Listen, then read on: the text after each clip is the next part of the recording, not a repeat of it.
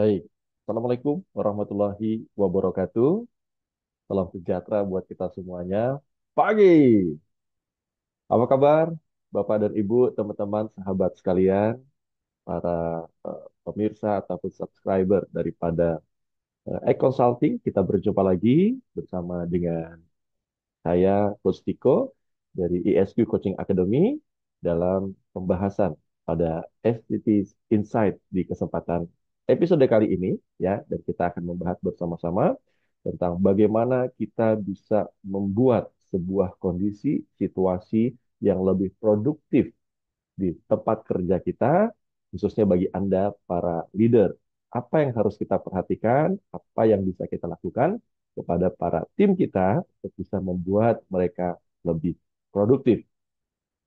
Sama-sama, Bapak dan Ibu, teman-teman, sahabat sekalian, para sahabat SCT Insight ya, yang menyaksikan video ini, kita lihat seperti apa terlebih dahulu situasinya, ataupun bisa jadi tantangan, challenge yang dihadapi oleh sebagian besar karyawan, sebagian besar pegawai hari ini.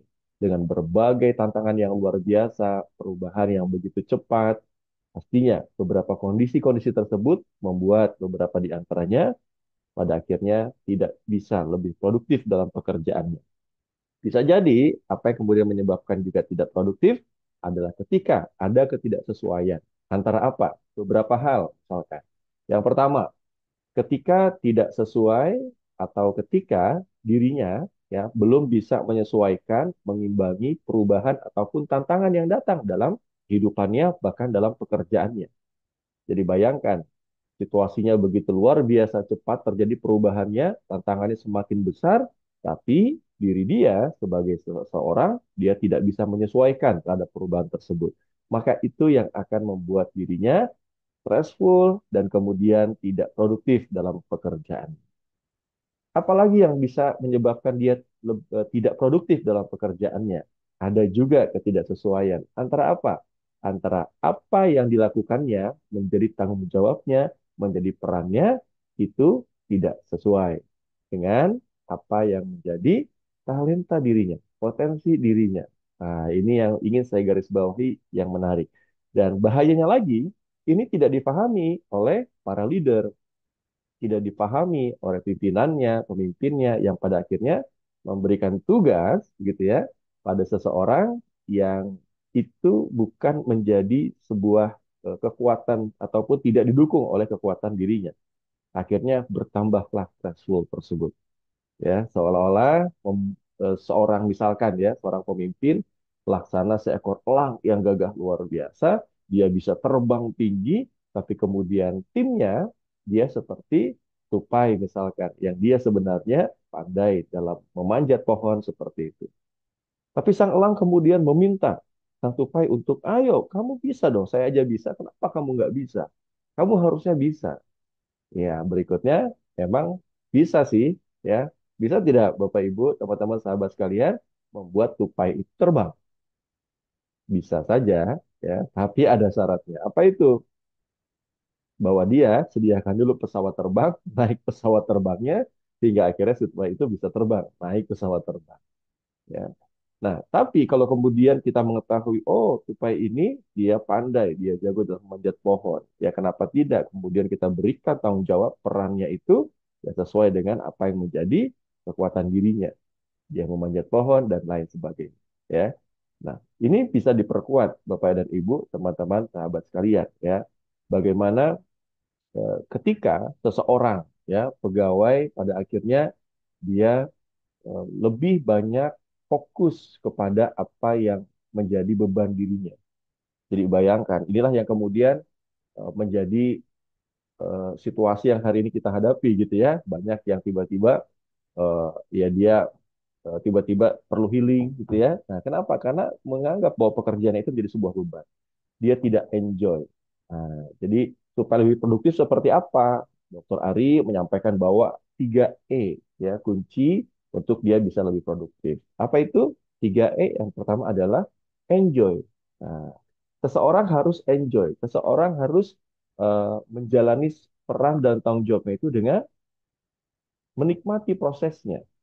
Kemudian dia juga akan lebih baik ketika melakukan sesuatu itu akan lebih mudah ya ketika apa namanya prosesnya dilalui dengan dia menikmati prosesnya, lalu kemudian tentunya ya sesuatu itu akan lebih produktif ketika dia memang mudah melakukannya.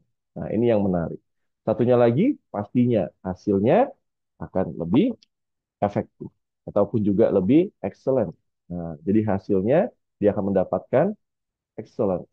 Nah, ini bagaimana pada akhirnya bisa seperti itu, Bapak Ibu, teman-teman sahabat sekalian. Nah, kita perkuat lagi ya dengan apa yang menjadi sebuah tulisan berikut ini bahwa frustasi terbesar ya. Mari kita lihat sama-sama. Saya screen terlebih dahulu ya.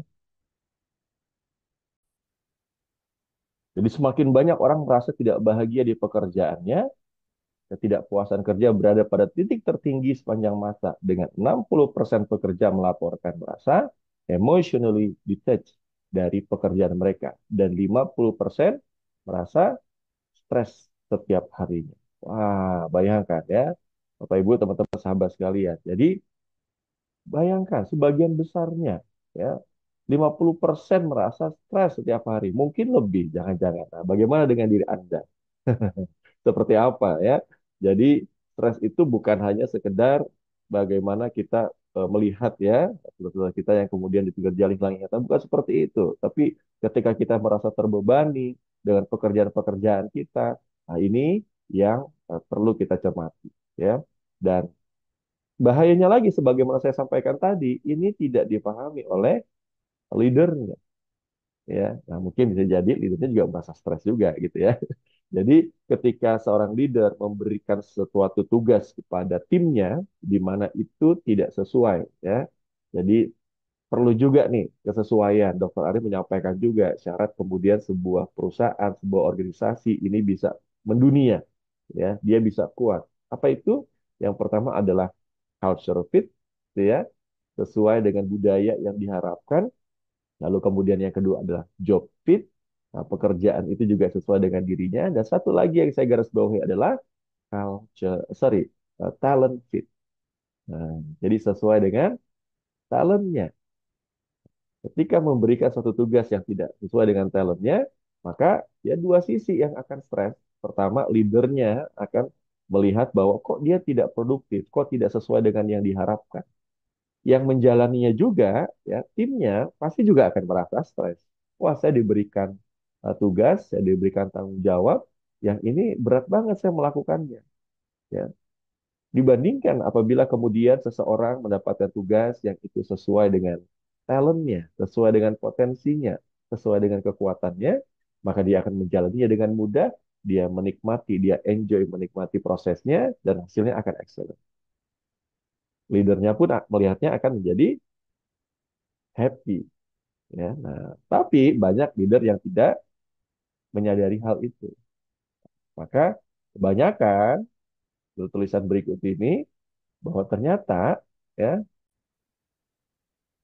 seseorang meninggalkan manajernya, bukan meninggalkan perusahaan itu ya. Jadi 57% pegawai itu meninggalkan pekerjaannya karena leadernya ya, karena manajernya. Nah, ini menarik ya, buat ternyata kebanyakan meninggalkan pekerjaan itu bukan karena perusahaannya gitu ya, tapi karena bagaimana leadernya eh, tidak mampu untuk bisa menggunakan ataupun memberdayakan dia dengan sangat baik, artinya tidak memahami dia, tidak memahami talenta dirinya, ya, talenta timnya, dia yang kemudian akhirnya pergi meninggalkan pekerjaan tersebut. Maka apa yang perlu dilakukan? Seorang leader untuk bisa mempertahankan atau meningkatkan engagement, meningkatkan yang pada akhirnya meningkatkan produktivitas timnya. Apa yang harus dilakukan? Salah satunya adalah, Bapak dan Ibu, teman-teman sahabat sekalian, yang perlu dilakukan adalah melakukan dialog, conversation kepada timnya yang meaningful, yang meaningful. Ya. Nah, kenapa? Ya, mari kita lihat sama-sama data sebelumnya. Kita lihat data berikut ini, ya, bahwa ternyata ketika seorang leader fokus kepada kekuatan diri timnya, maka yang terjadi adalah dikatakan 61% rata-rata ya dikategorikan sebagai pegawai timnya akan lebih kepada engage ya. Jadi 61% luar biasa. Dan 38%-nya saja yang masih not engaged dan hanya 1% saja yang actively disengaged. Yang actively disengaged itu yang seperti apa? Yang dia mungkin bahasa sekarang toxic people ya, ya dia disengaged tapi menyebarkan gitu ya kebenciannya itu, pengaruh negatifnya itu kepada yang lain. 1% saja. Yang menarik adalah ketika seorang pemimpin fokusnya kepada kelemahan, kepada sesuatu hal yang perlu diperbaiki, ada gap gitu ya, dan harus diimprove gitu. Jadi salahnya di sini, kamu nggak boleh begitu, harusnya tuh begini. Kalau nggak boleh begitu, jadi fokusnya adalah menegur terhadap sesuatu hal yang salah. Masih lebih besar yang engage, yaitu 45%, tapi sedikit menurun juga yang out engage dari 33%, tapi yang menarik adalah actively disengage-nya menjadi 22%. Lebih menarik lagi, kalau leadernya tidak memberikan feedback apapun kepada timnya, tidak peduli kepada timnya, tidak memberi feedback baik positif maupun negatif, ya tidak menegur ketika dia salah, tidak mengapresiasi ketika dia melakukan sesuatu hal yang baik atau dia achieve ya memenuhi achievement dan lain sebagainya. Apa yang terjadi ketika seorang leader nyuekin timnya ya, maka yang engage hanya 2% saja. Lebih besar, lebih banyak yang engage sampai 50%, tapi lihat meningkat tajam yang actively disengage. Apa kesimpulannya Bapak Ibu teman-teman sekalian? Bahwa sebagai seorang leader, untuk bisa meningkatkan produktivitas timnya, maka perlu untuk memberikan feedback. Perbanyak dialog, perbanyak feedback. Tapi ya di antara feedback ada dua. Feedback yang negatif, memberikan teguran, atau yang kedua, feedback yang positif ketika kita fokus kepada kekuatan dirinya, ketika dia achieve kita apresiasi, ya kita appreciate, kemudian kita fokus mengembangkan dirinya dengan apa yang menjadi kekuatan. Maka yang perlu diperlukan apa tadi? Yaitu meaningful conversation. Apa saja yang bisa kita lakukan, Bapak Ibu, untuk meaningful conversation ini? Yang pastinya ya pertama adalah adanya recognition ya apresiasi. Berikan apresiasi terhadap pekerjaan-pekerjaan mereka. Apa yang sudah dilakukan, kita tanya progresnya, oh kita berikan apresiasi, recognition terhadap pekerjaannya tersebut. Kemudian tingkatkan juga kolaborasi, tingkatkan juga hubungan baik ya. Sama-sama pastikan kita memiliki tujuan yang sama dan termasuk prioritas dalam bekerja. Jangan sampai prioritas kita berbeda, pekerjaan-pekerjaan bersama maksudnya ya, prioritasnya kemudian yang satu tim kita menganggap itu tidak prioritas, bagi kita itu prioritas, atau sebaliknya. Dan kemudian ya, conversation ini ataupun ketika kita pastikan memberikan feedback, mengajak berdiskusi dengan tim kita ya di antara 15 sampai dengan 30 menit itu dirasa cukup gitu ya untuk sebuah perbincangan yang meaningful, sebuah perbincangan yang sangat berarti melibatkan emosi tadi, bukan hanya sekedar bicara tentang pekerjaan dan sebagainya. Ya, yang terpenting adalah ketika pegawai ya, atau kekuatan pegawai atau sesuatu itu potensi pegawai itu digunakan dengan sangat baik. Nah, sesuai dengan apa yang menjadi potensinya dan kekuatan. Maka 40% of employees who say they have received meaningful feedback in the past week are truly engaged.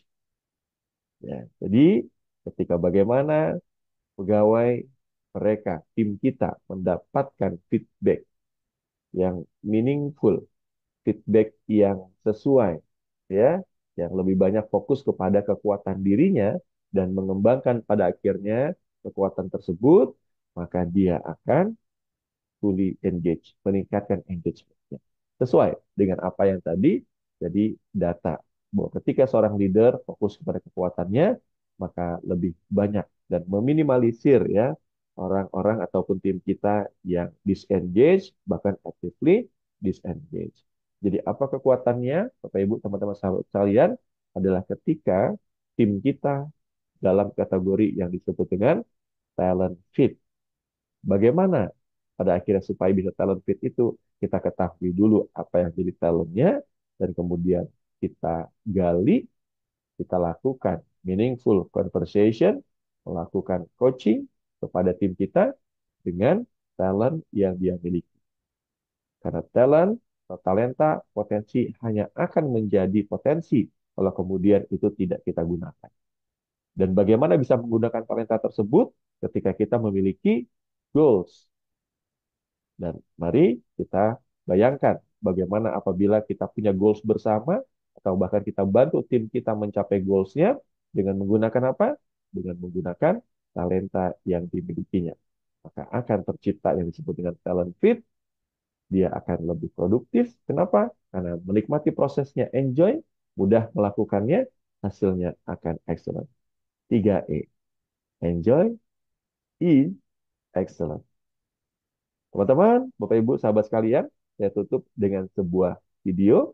Maka mudah-mudahan ini adalah sebuah semangat, spirit seorang leader ketika melihat potensi timnya bukan menjadi negatif, tapi kemudian fokus kepada yang positif dan lihat bagaimana hasilnya kepada tim tersebut dan akhirnya dia berkembang. Karena kenapa? Karena seorang leadernya atau seseorang menemukan atau fokus kepada apa yang menjadi kekuatan. Kita lihat video berikut ini. I have a lot of memories from when I was a child. One that's always stuck out to me, though, was when I was about 10 years old and I was in school and I struggled. And I didn't struggle with English, math, or science. I struggled holding still.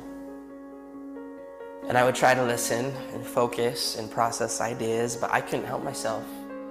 And to be honest, I would sit there and then I would just start tapping. And the students in the class would look at me and they'd say, "Hey, stop tapping." A lot of the time, I didn't even realize I was doing it. And then eventually even the teachers got after me and they would yell at me and they'd say, "Clint, you have to stop tapping." It got so bad that I got sent to the principal's office for tapping. And he said to me, "Okay, maybe when you go back to class, just try sitting on your hands." And so I did. I went back to class, and when I felt myself starting to tap, I did this. I sat on my hands. And that worked for about 5 seconds. One time I was tapping in class, and my teacher, Mr. Jensen, he looked at me and he yelled. And he said, "Clint, stay after class." And I thought to myself, this is it. I am done. Now, I've always been the type of person that believes that a single moment in time can change a person's life. And this was one of those moments for me. And I will never forget it. And so I was sitting there with Mr. Jensen and an empty classroom. And he walked past me and he sat next to his desk and he said, "Clint, come here. I want to talk to you." And as he looked me right in the eye, he said, "Now, I need you to know something. You're not in trouble. But I do have just one question that I have to ask you." And he asked, he said, "Have you ever thought about playing the drums?" And in that moment, Mr. Jensen, he leaned back and he opened the top drawer of his desk. And he reached in and he pulled out my very first pair of drumsticks. And he held them in his hands and he looked at me and he said, "Hey, Clint, you're not a problem. I think you're a drummer."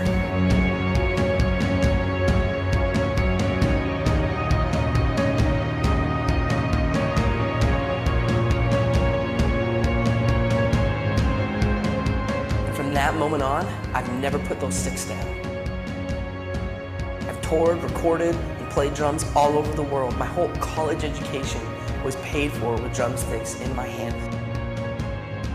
Just because of a single moment in time when somebody believed in me. And he saw something in me that I didn't even see within myself. And from that moment, I learned that there's a difference between being the best in the world and being the best for the world. Itulah Mr. Jensen yang akhirnya menemukan potensi pada muridnya, yaitu Clint tadi. Maka begitulah juga, ya Bapak Ibu, teman-teman, sahabat sekalian, bagi seorang leader, bayangkan itu adalah seorang leader untuk Jensen tersebut, dan timnya itu adalah diilustrasikan dengan Clint tadi. Maka dia akan menemukan satu hal yang luar biasa ketika leadernya menemukan terlebih dahulu apa yang jadi talent. Dan talent itu digunakan. Dan bagaimana menggali dan menggunakannya, itu yang disebut dengan conversation, dialog, ataupun juga coaching. Maka pastikan Anda sebagai leader, perbanyak atau tingkatkan kualitas dialog Anda dengan tim Anda dengan menguasai skill coaching Anda dan coaching yang digunakan juga toolsnya menggunakan talent tim kita. Demikian Bapak Ibu, teman-teman sahabat sekalian, terima kasih Anda sudah menyaksikan. Mudah-mudahan jadi sebuah insight bagi kita untuk menjalankan peran sebagai leader, mengembangkan tim kita, meningkatkan produktivitasnya, dan akhirnya meningkatkan juga produktivitas organisasi kita menjadi organisasi yang lebih baik lagi. Terima kasih banyak. Assalamualaikum warahmatullahi wabarakatuh. Pagi.